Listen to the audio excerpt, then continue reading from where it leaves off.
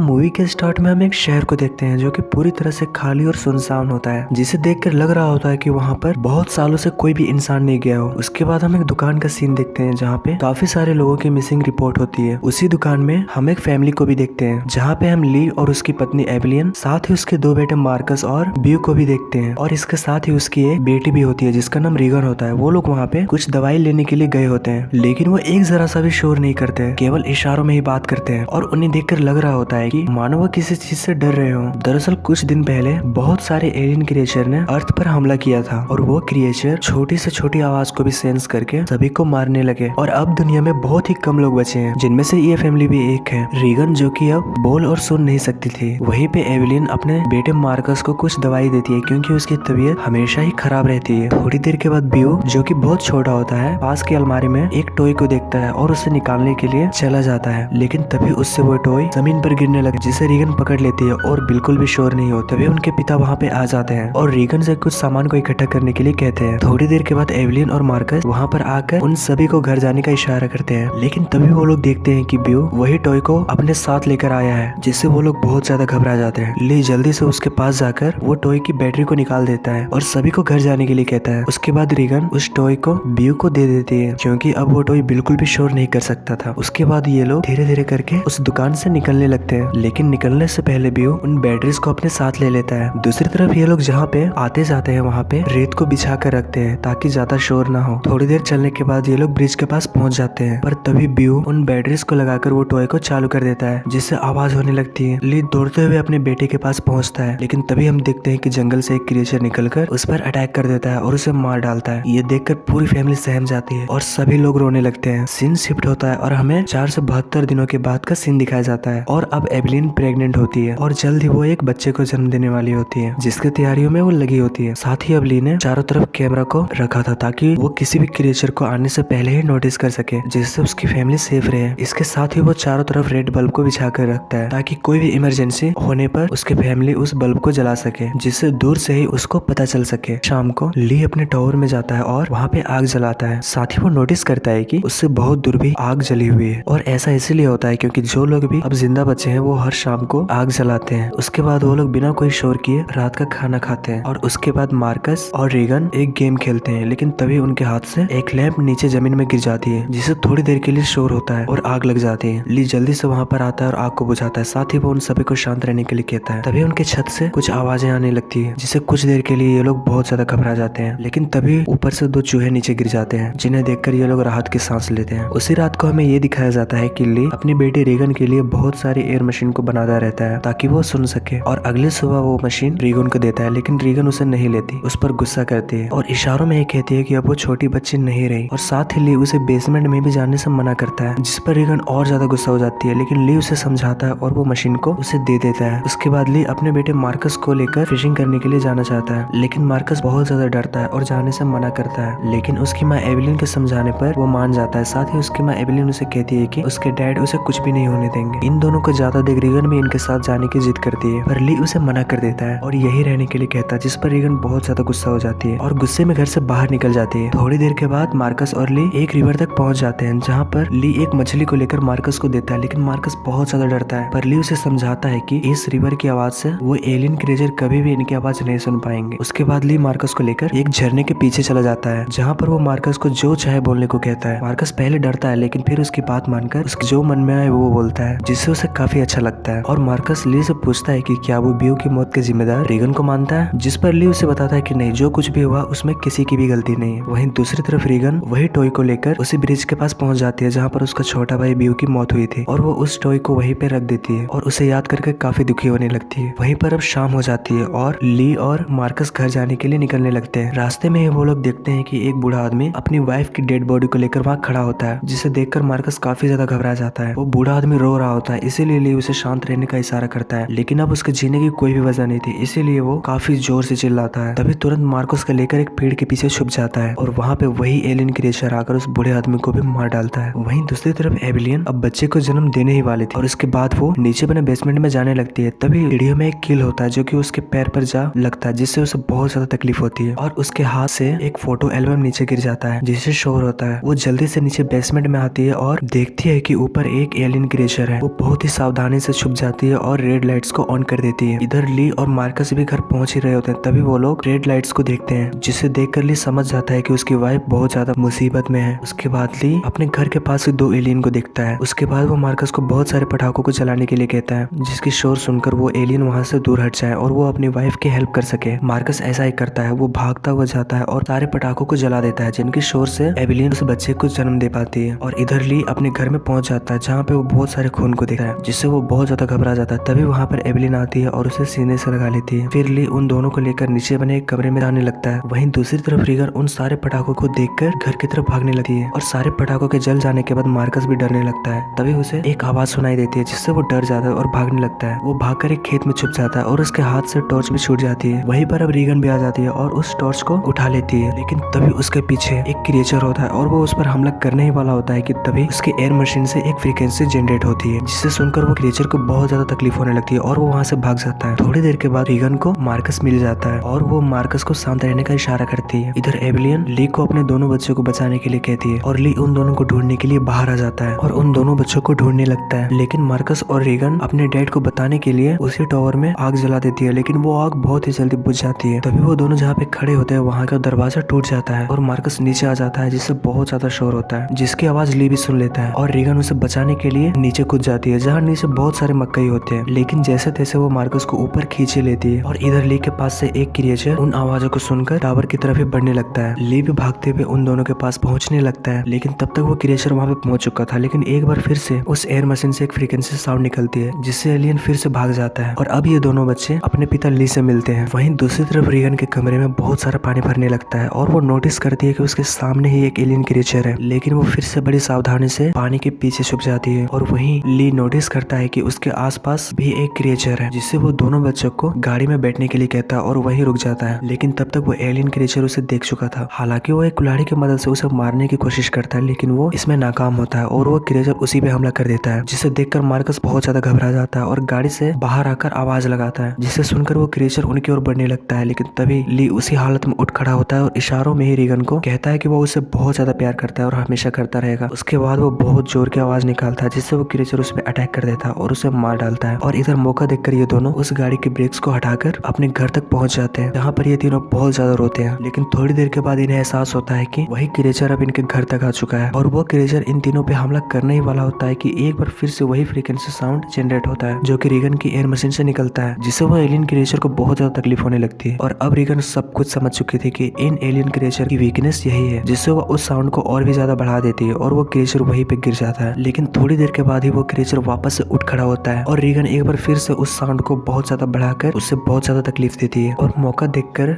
एविलियन gun से उस alien को शूट कर देती है, जिसकी आवाज सुनकर और सारे क्रिएचर उनकी ओर बढ़ने लगते हैं। और अब रीगन अपने डैड के बेसमेंट में जाती है और वहाँ वो बहुत सारे एयर मशीन को देखती है, जिनकी मदद से वो उन क्रिएचर को हरा सकती थी। और वो फ्रीक्वेंसी साउंड को बहुत ज्यादा बढ़ाने लगती है और एविलियन अपने हाथ में एक गन लेकर उसे रीलोड करती है। और इसी के साथ ये स्टोरी एंड हो जाती है।